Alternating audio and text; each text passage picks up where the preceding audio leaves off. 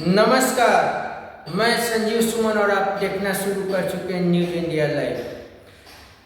आप सब कोई अच्छे होंगे, लेकिन हिंदुस्तान की स्थिति अच्छी नहीं है। जब से 22/4 यानी कि 22 अप्रैल मंगलवार को जब से जम्मू कश्मीर के पहलगाम में आतंकवादी हमला हुआ है, देश की राजनीति और देश की पूरी सिचुएशन एक अलग ही रूपरेखा में आ गई है। आप अगर कोई भी न्यूज़ चैनल उठा लीजिए, उस पर एक ही बात चल रहा है, अब वार होगा, अब वार होगा। युद्ध होने की संभावना नहीं, बल्कि युद्ध होने वाला है। किसी भी समय यह हो जाएगा, किसी समय वह हो जाएगा। Plan plan plan plan plan, बस यही अभी सारे न्यूज़ चैनल पर अभी हॉट टॉपिक चल रहा है। तो मैंने सोचा कि मैं आपको अभी आज का जो मेरी आज की रिपोर्टिंग होगी उसी पेज पे है, लेकिन कुछ अलग है। मैं आज आपको बताऊंगा कि अब तक भारत पाकिस्तान को लेकर क्या क्या किया है और आने वाले समय में क्या होने की संभावना है। तो आप बने रहिए हमारे साथ। तो हम शुरू करते हैं पहलगाम फाइल की दूसरे चैप्टर में अब तक भारत की तरफ से किए गए सभी काम, यानी कि भारत की तरफ से पहलगाम हमले के बाद, पाकिस्तान के इसमें नाम आने के बाद और पाकिस्तान के सभी आतंकवादियों को लेकर अब तक भारत के किए गए काम के बारे में हम लोग बात करने जा रहे हैं। सबसे पहले तो आप सबको जानते हैं कि 22 को पहलगाम अटैक के बाद 23 को जैसे ही भारत के प्रधानमंत्री अपना सऊदी अरब दौरा बीच में छोड़कर आए, उसके बाद एयरपोर्ट पर ही उतरते सुबह के 7 बजे उन्होंने CCS की अहम बैठक बुलाने से पहले देश के विदेश मंत्री, देश के विदेश सचिव और खुद जो उनके सुरक्षा सलाहकार थे, राष्ट्रीय सुरक्षा सलाहकार अजीत डोभाल के साथ एयरपोर्ट पर ही एक मीटिंग कर ली और शाम को CCS की बैठक हुई। तो CCS की बैठक में जो 5 चीज़ों पे जो प्लान किया गया था कि इस 5 पे हम लोग काम करेंगे, अब तक जिस 5 चीज़ों पे बहुत ही तेज़ी में काम हुए हैं। जैसा कि आप सब जानते हैं कि वो 5 चीज़ थे।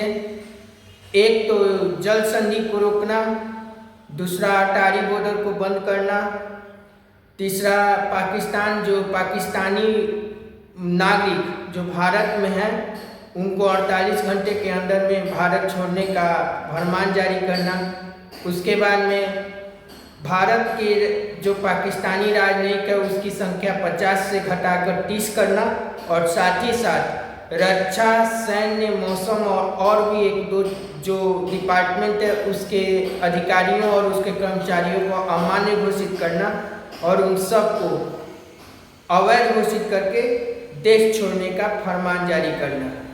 और 5वां, पाकिस्तान में भी जो लोग रह रहे हैं उनके राजनयिक, उन्हें भी वापस हिंदुस्तान आना। ये कुल मिला के जो 5 काम किए, जो आदेश जारी हुए थे, उसका इम्पैक्ट पाकिस्तान में बहुत ही बड़ा पड़ा है। अब मैं एक एक करके आपको उन सब बारे में बताते जा रहा हूँ।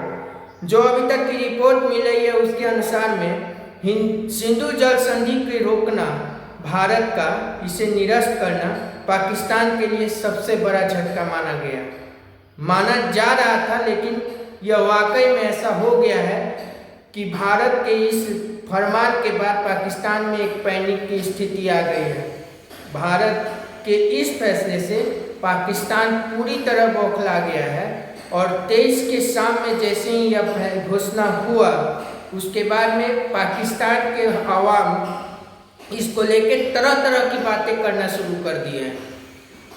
यहाँ तक कि पाकिस्तान के तरफ से जो बातें बोली गई है उसमें से कुछ ऐसी बातें जैसे एक्ट ऑफ वार, जैसे कि वार की स्थिति हो गई है, वार के लिए लोग उकसा रहे हैं। साथ ही साथ ये भी कहा जा रहा है कि अगर सिंधु जल में हमारी जल में अगर पानी नहीं बहेगा तो वहाँ पे खून बहेगा। वहाँ के एक बड़े नेता और एक मंत्री के तरफ से ये बयान आया, फिर 48 घंटे के बाद उस बयान से पलटी मार लिए, बोले कि नहीं, हमने ऐसा नहीं कहा। यहाँ तक कि उसके पूर्व विदेश सचिव या बड़े बड़े जो पूर्व राजनयिक और जो उनके पूर्व हुक्मरान थे वो इसके लिए अपना गिरह भक्ति दिखा रहे हैं। कुल मिलाकर देखा जाए तो जल संधि का निरस्त करना भारत का सबसे बड़ा इम्पैक्ट पड़ा हुआ है पाकिस्तान पे, और पाकिस्तान पूरी तरह से बौखलाया हुआ है। खबर तो यह भी आ रही है कि पाकिस्तान अपने जिगरी दोस्त चाइना से यह कहा है कि आप ब्रह्मपुत्र नदी को रोक दीजिए, ब्रह्मपुत्र नदी से को रोक दीजिए ताकि भारत में भी पानी आना बंद हो जाए। तो कुल मिलाकर देखा जाए तो जल युद्ध एक तरीके से चल रहा है और इसका इम्पैक्ट भी देखने को मिला है। और दूसरा, अटारी बॉर्डर को बंद करने के बाद में लगभग करोड़ों लाखों करोड़ों का व्यापार ठप हो गया है। और जैसा कि आप सब जानते हैं कि पाकिस्तान के भारत का व्यापार 9 के बराबर, लेकिन जो भी थोड़ा बहुत था उस पर बड़ा प्रभाव पड़ता दिखाई पड़ रहा है। और कुछ दिन में ऐसा हो सकता है कि पाकिस्तान में भूखमरी की स्थिति हो जाए। और दूसरी बात जो कुछ दिनों में देखने को मिली है, जैसे कि पाकिस्तानी नागरिकों को भारत छोड़ने के लिए बोला गया है, तो अब जो स्थिति समझ में आ रही है कि 12 तरीके का जो वीज़ा पाकिस्तान को दिया जा रहा था, जिसमें आपको मुख्य रूप से है स्पोर्ट्स वीज़ा है, किसी फैमिली का फंक्शन फैमिली का वीज़ा है, कोई लंबी कोई और वीज़ा है, कुल मिलाकर देखा जाए तो 12 तरह की वीज़ा जो दिए गए थे सभी रद्द होने के बाद में कल शाम तक 600 से 800 पाकिस्तानी नागरिक या तो वापस चले गए हैं, और उधर से 400 से 500 के लगभग में ये बताया जा रहा है कि पाकिस्तानी नागरिक जो हिंदुस्तानी है वो हिंदुस्तान वापस आ गए हैं। पूरे भारत में जिन को वापस भेजना है उन सब के लिए पुलिस एक्टिव हो गई है। पुलिस उन सबको बजाते नोटिस जारी करके उन सबको देश छोड़ने के लिए बोल रहा है।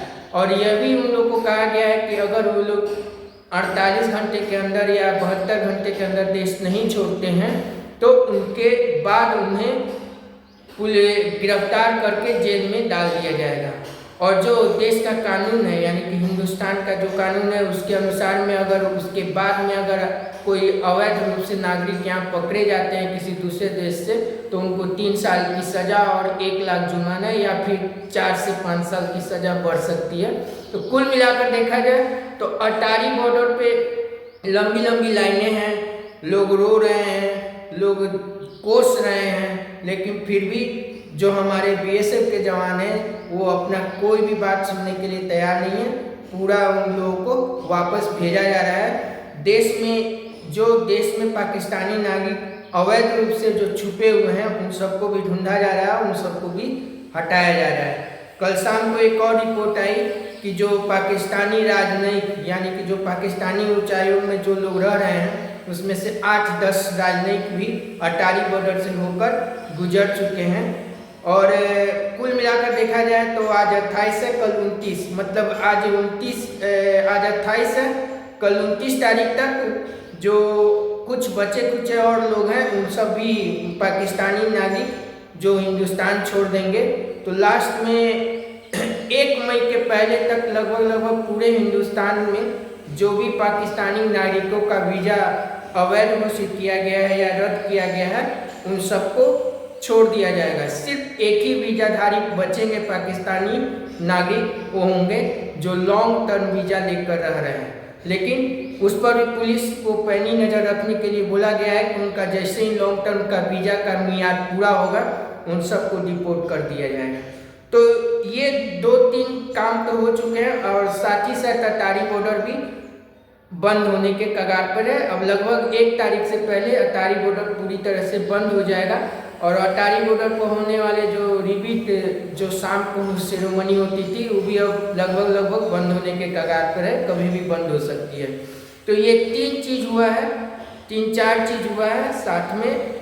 और उसके बाद में अब चलते हैं डिफेंस के यानी कि रक्षा के मामले में देखा जाए तो जब से यह पैनिक बना है और जब से भारत के प्रधानमंत्री जो 24 तारीख को मधुबनी बिहार में उनका जो भाषण हुआ था उसमें जो उन्होंने कहा था कि आतंकवाद को अब मिट्टी में मिलाने का समय आ गया है और जो आतंकवादी इस घटना में शामिल है उनके आकाओं को भी नहीं बख्शा जाएगा, तब से पाकिस्तानी फौज में भी हाहाकार मचा हुआ है।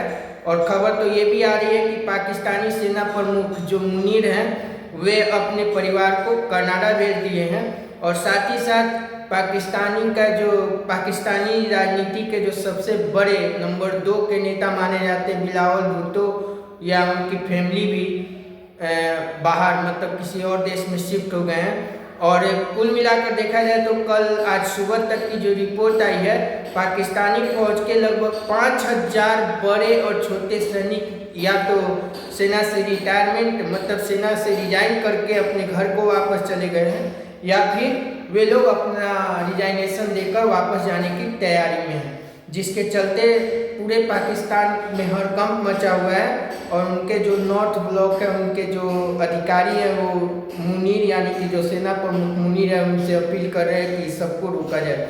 कुल मिलाकर देखा जाए तो पाकिस्तान में डर का माहौल है और लोगों को यही लग रहा है कि भारत कभी भी हमला कर सकता है।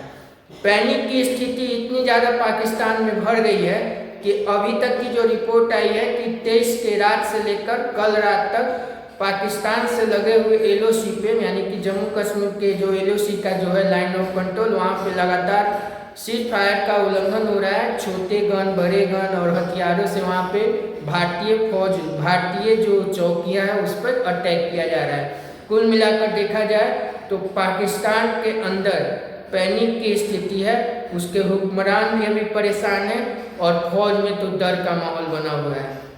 और इधर भारत में देखा जाए तो आज सुबह जब मैं यह वीडियो बना रहा था उस समय तक भारत के प्रधानमंत्री और डिफेंस मिनिस्टर के बीच 45 मिनट की अहम बैठक हुई है, जिसमें जल, थल और नभ की तैयारियों का जायजा लिया गया है, जो डिफेंस मिनिस्टर ने ब्रीफ किया है प्रधानमंत्री को। भारत में जल, थल और नभ से पूरी तरह से पाकिस्तान की घेराबंदी करने की तैयारी चल रही है। और जो खबर आ रही है उसके अनुसार जल से INS विक्रांत कराची के तरफ बढ़ चुका है। और एक तरीके से देखा जाए तो भारतीय अरब सागर में जो कराची का क्षेत्र है उसके आसपास में INS विक्रांत वहाँ पर टिका हुआ है। कुल मिलाकर देखा जाए तो भारत कैसे और क्या करने वाला है इसकी तो सिर्फ अभी सुगबुगाहट ही है, लेकिन इस सुगबुगाहट के चलते पूरी तरह से पाकिस्तान के हुक्मरान और पाकिस्तानी आवाम में डर बैठा हुआ है। और यह जो पाकिस्तान में ये डर है और पाकिस्तानी आवाम का और वहाँ के हुक्मरानों का डर एक पैनिक की स्थिति उत्पन्न करते हुए जा रही है। और यह आशंका व्यक्त किया जा रहा है कि पाकिस्तान कोई बहुत बड़ी गलती न कर दे। अगर फिर से पाकिस्तान इन सभी के बीच में धैर्य नहीं बनाता है और कोई एक गलती करता है तो वाकई में भारत और पाकिस्तान के बीच 2025 में एक और युद्ध होने की संभावना है। अभी आगे क्या होगा ये तो समय बताएगा, लेकिन अभी पिछले 23 तारीख से लेकर अब तक जब मैं ये वीडियो बना रहा हूँ तब तक की स्थिति यही है कि भारत की कार्रवाई एकदम सही चाल में चल रही है। भारत अपने धैर्य के साथ अपनी काम को आगे बढ़ा रहा है, लेकिन पाकिस्तान में पैनिक की स्थिति है। उनके फौज डरे हुए हैं, उनके फौज या तो भाग रहे हैं या फिर उनके फौज अपने अपने फैमिली मेंबर को पाकिस्तान छोड़ के किसी और देश में शिफ्ट कर रहे हैं। हुक्मरानों की भी वही स्थिति है, लेकिन वो कहावत है ना कि रस्सी जल गई लेकिन बल नहीं गया, वही हाल अभी पाकिस्तान का है। पाकिस्तान पैनिक की स्थिति में भारत को ही धमका रहा है और बिलबिलाए हुए है। आगे देखना यह होगा कि वाकई में भारत कोई बहुत बड़ा कदम उठाएगा या फिर भारत धीरे धीरे फूक फूक कर पाकिस्तान को उन्हीं के जाल में फंसाकर उन्हें तबाह करेगा। अभी तो आगे आने वाले समय में ही पता चलेगा, लेकिन भारत का सबसे बड़ा ट्रम्प कार्ड सिंधु जल संधि को रोकना पाकिस्तान के लिए सबसे बड़ी आफत है। ऐसा हम क्यों कर रहे हैं ये मैं आपको अगले वीडियो में बताऊंगा कि आखिर सिंधु जल संधि है क्या और इसका परिणाम क्या है कि वाकई में पाकिस्तान के पसीने छूट रहे हैं इसके रद्द होने से। अगर आपको हमारा ये कंटेंट पसंद आया हो तो इसे लाइक कीजिए, कमेंट कीजिए और हमारे चैनल न्यूज़ इंडिया लाइव को जरूर सब्सक्राइब कर लें। और मैं जाते जाते आपको एक और बात बता दूं कि कल यानी 29 तारीख को मैं अपना एक और चैनल ग्लोबल संजू मगरी शुरू करने वाला हूं।